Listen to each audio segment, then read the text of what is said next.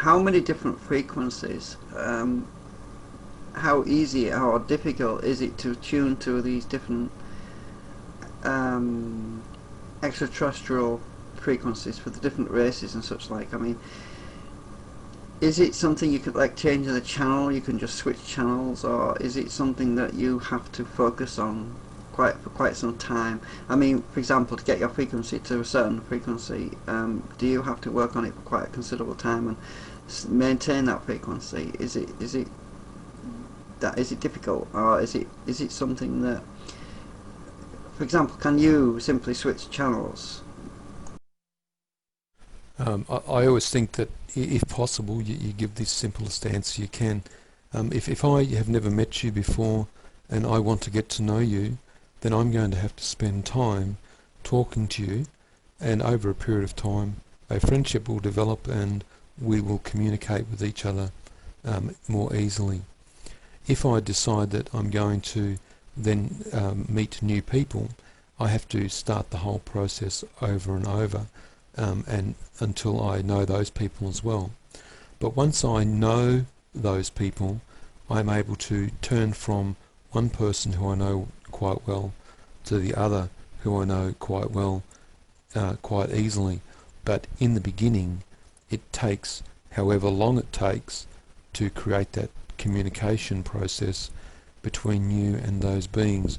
When we have interaction with different extraterrestrials, we know of the one main extraterrestrial that is the gatekeeper for the group, and they will come, but then after that we don't know who is going to come, but it will be one of the 8 or so races that we have worked with. Another thing that it's very important to remember is that it also depends on how you are as an energetic being. If you've had a really bad day and you come and sit and your mind is spinning out of control, it's going to be very difficult for you to connect or speak to somebody who you have been speaking to for some time, until you manage to control your breathing, your thought structure, the communication process, and put yourself back to that level of communication that's required for communication. You'll know yourself that you may speak to somebody, be quite happy one day, talking to them, interacting with them, understanding all of the cues in regards to the communication process between you and them. The next day you're driving along, your car blows up, you get $1,000 worth of bills, you meet the same person again, and you're energetically different. You may be talking and communicating to that person, but your energy structure has changed. So when the people come together in our group, we make sure that we clear our energies from the day, that we set our best and highest intent. We go through our breathing exercises in regards to shutting down our physical processes.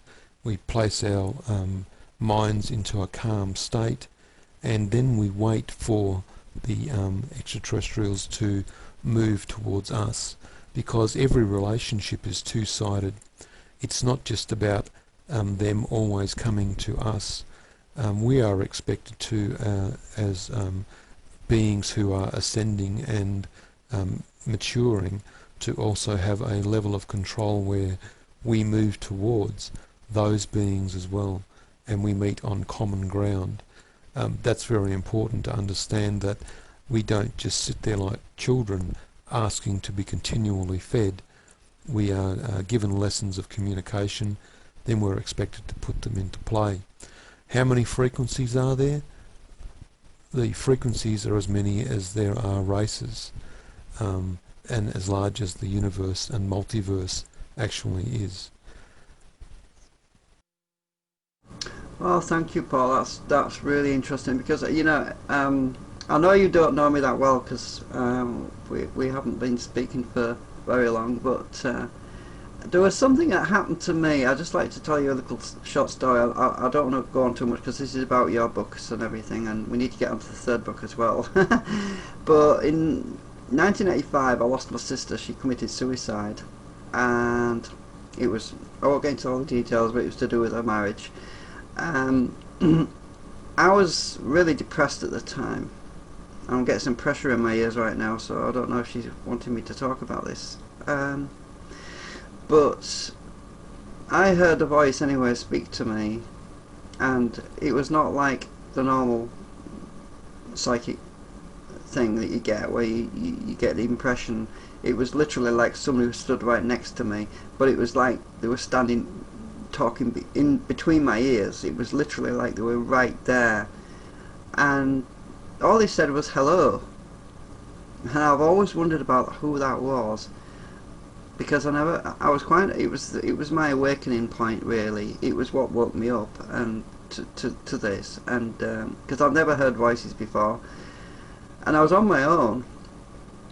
I was completely on my own. I was one floor up, and there was nobody around in my building or outside that could have said that, other than some other being. And it was a female voice, and I've always wondered who that was, and I think it must have been my sister, trying to see if I could hear. But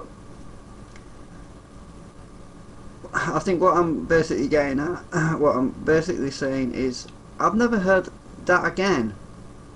I mean, the question is, would you say we are less sensitive today than we were in 1985, or would you say that I am less sensitive than I was in 85? Is it something in our food that's making us less sensitive, or is it just one of those one-off things that happened to me?